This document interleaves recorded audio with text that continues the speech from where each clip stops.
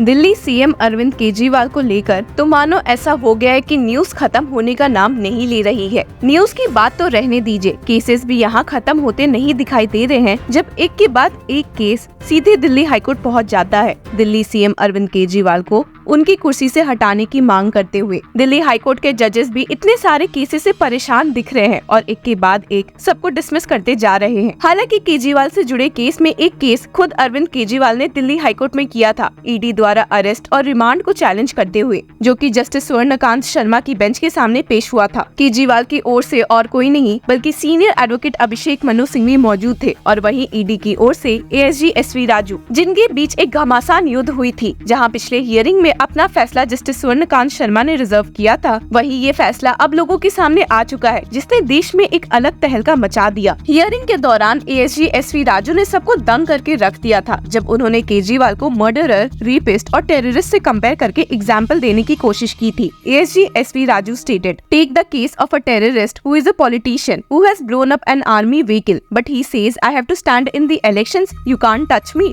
What kind of an argument is this? हालांकि ED के ये सबमिशन सुनकर तो सीनियर एडवोकेट अभिषेक मनु सिंघवी ने अपना आपा ही खो दिया कि भला एएसजी ये किस तरह का एग्जाम्पल दे रहे हैं। सिंघवी ने फटकारते हुए कहा, this is totally inappropriate example, is this your best defence mister Raju. एक मेन पॉइंट जिस पे एएसजी और सिंघवी की लड़ाई हो रही थी वो ये था कि ईडी के पास कोई पक्के सबूत नहीं है, जिसकी वजह से उन्होंने केजरीवाल को अरेस्ट किया है। हालांकि एएसजी राजू ने इसका विरोध किया, ये कहते हुए कि मजिस्ट्रेट ने विटनेसेस के स्टेटमेंट्स रिकॉर्ड किए हैं। तो क्या सिंघवी ये कहना चाह रहे हैं कि मजिस्ट्रेट भी इस केस में ईडी से मिले हुए हैं? ASG stated, there are even section 164 statements before the magistrate. You say that ED pressurized, but what about magistrate? You want to say even magistrate put pressure on the witnesses? और इसी point को justice Swarnkanta Sharma ने उठाया था जब वे अपना order सुना रही थी। उन्होंने कहा कि ED के एविडेंसेस को चैलेंज करना मजिस्ट्रेट पर शक उठाने जैसा होगा। And stated, the statements are recorded by the judge. Challenging them amounts to casting aspersions on the judge itself.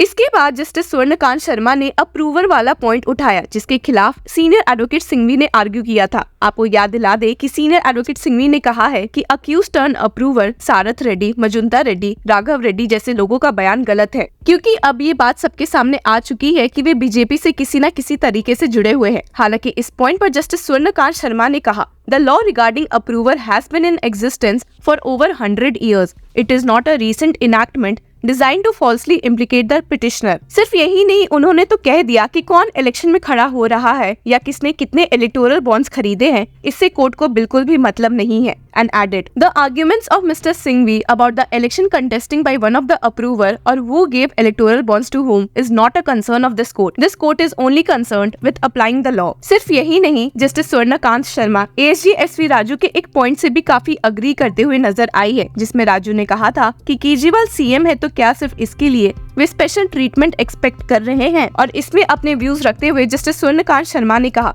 This court will not establish distinct categories of laws, one for ordinary citizens and another for granting special privileges to a chief minister. Senior advocate Singhvi ने ED द्वारा timing of arrest पर भी कई गहरे सवाल उठाए थे कि भला इलेक्शन से ठीक पहले जाकर ईडी ने दिल्ली सीएम को क्यों अरेस्ट किया है और इसके पहले और इसके पीछे यूनियन की ही साजिश है। हालांकि जस्टिस स्वर्णकांत शर्मा ने उल्टा केजरीवाल पर ही सवाल उठा दिया कि इस मामले में उनकी गलती है जो उन्होंने अभी तक ईडी को कोऑपरेट नहीं किया था।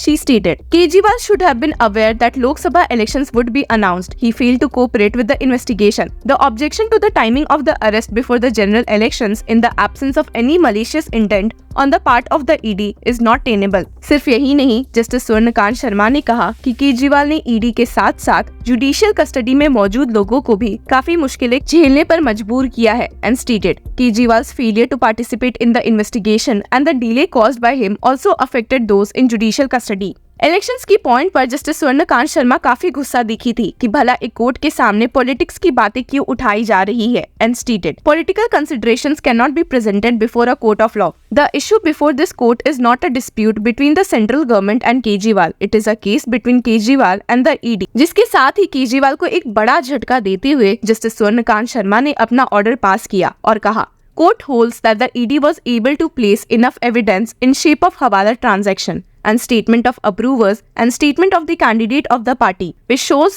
The arrest was not in contravention of Pankaj Bansal and other conventions. In view thereof, the petition is dismissed. जज ने ऑर्डर पास करने के साथ ये भी कह दिया कि no matter the judgment, it was illuminating for me the way Mr. Singhvi argued and you, S.V. Raju, presented the case. I may appear harsh, but I am duty bound to uphold the law. तो आसान भाषा में समझा जाए तो Delhi high court ने ये upheld किया है कि अरविंद केजरीवाल असल में इस स्कैम के दोषी है and when it stated that the material collected by the ED reveals Arvind Kejriwal conspired and was actively involved in use and concealment of proceeds of crime. The ED case also reveals that he was involved in his personal capacity as well as convener of Aam Aadmi Party. यहाँ पर Delhi high court ने एक point ये भी clarify किया कि ये bell proceedings नहीं थी बल्कि अरेस्ट को चैलेंज करने वाली प्ली पर सुनवाई हो रही थी. The bench in its order observed that the petition challenged the arrest and said it was in violation of Section 19 of the Prevention of Money Laundering Act 2002. The court clarifies that the plea is not for bail but for declaring the arrest illegal. ये clarification justice Swarnkanta Sharma को इसलिए भी करना पड़ा क्योंकि ASG SV Raju ने senior advocate Abhishek Manu Singhvi पर ये इल्जाम लगाया था कि उन्होंने इस मामले में कोर्ट को गुमराह करने की कोशिश की है और ऐसे आर्ग्यूमेंट्स रखे हैं जिससे ये प्रतीत हो रहा है कि वे केजरीवाल के बेल प्ली की मांग कर रहे हैं. हियरिंग के दौरान ASG SV Raju has stated the petition is argued as a bail application, quashing or discharge application. I will try to confine myself and deal with all the arguments. Hearing का एक point ये भी था जिसपे वापस से ASG SV राजू और सिंघवी के बीच बहस हो रही थी कि ED ने इस केस में आम आदमी पार्टी को अक्यूज शो करने के लिए PMLA लॉ का गलत इस्तेमाल किया है और उसे जैसे तैसे अप्लाई कर दिया है. असल में ASG SV राजू ने कहा था कि इस केस में आम आदमी पार्टी भी एक बेनिफिशियरी है जिससे लोग दंग रह गए थे and stated the Aam Aadmi Party is the major beneficiary of the proceeds of crime generated in the Delhi liquor scam. The offence was committed by Aam Aadmi Party Shri Arvind Kejriwal and is not only the brain behind the Aam Aadmi Party but also control its major activities. He was also one of the founding members and was also involved in the decision making of the policy as evident from the statements of the witnesses. अब आपको भी ध्यान होगा कि prevention of money laundering act 2002 के तहत political parties as accused नहीं आ सकती है, पर ईडी ने सेक्शन 70 ऑफ द पीएमएलए का इस्तेमाल करते हुए आम आदमी पार्टी को एक कंपनी के रूप में बताया है और उन्हें अक्यूज डिक्लेयर कर दिया. इस बारे में ASG SV राजू ने कहा, आम Aadmi Party is a company under section 70 of PMLA. Political party is a union of individuals. Therefore, now we have established that he was in charge and responsible for affairs of Aam Aadmi Party. Aam Aadmi Party is the whole and soul.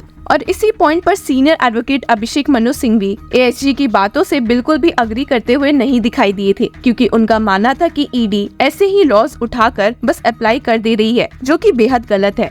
He stated, Section 70 is a misplaced argument. There is knowledge. You can't just pick up 70 and apply for it. Please see the provision. Singhvi ने add करते हुए कहा भी कि there is clear vicarious liability. Please don't allow it to happen. Section 70 cannot arise at all. It is specifically for companies. When Aam Aadmi Party is registered under Representation of People Act, then different statute can't be subsumed in the heading of company under PMLA. हालांकि Delhi high court के इस फैसले के बाद देश और political arena में खलबली मच चुकी है. इस फैसले के बाद मनोज तिवारी बीजेपी के मेंबर ने एक्स पर ट्वीट करते हुए कहा, मुजरिम मुजरिम होता है. देश में सभी को भारत के कानून का पालन करना ही होगा. आज माननीय कोर्ट के आदेश ने आम आदमी पार्टी के गैंग लीडर को आईना दिखा दिया. ईडी द्वारा एकत्रित किए गए सबूतों से पता चलता है कि किंग पिन अरविंद केजरीवाल ही है. आम आदमी पार्टी स्टैंड्स एक्सपोज्ड. और आप सुनकर दंग भी रह जाएंगे कि अरविंद केजरीवाल अब सुप्रीम कोर्ट का रुख करने वाले हैं. तो देखते हैं कि आने वाले दिनों में और क्या तमाशा देखने को मिल सकता है. Till then keep following law चक्रा.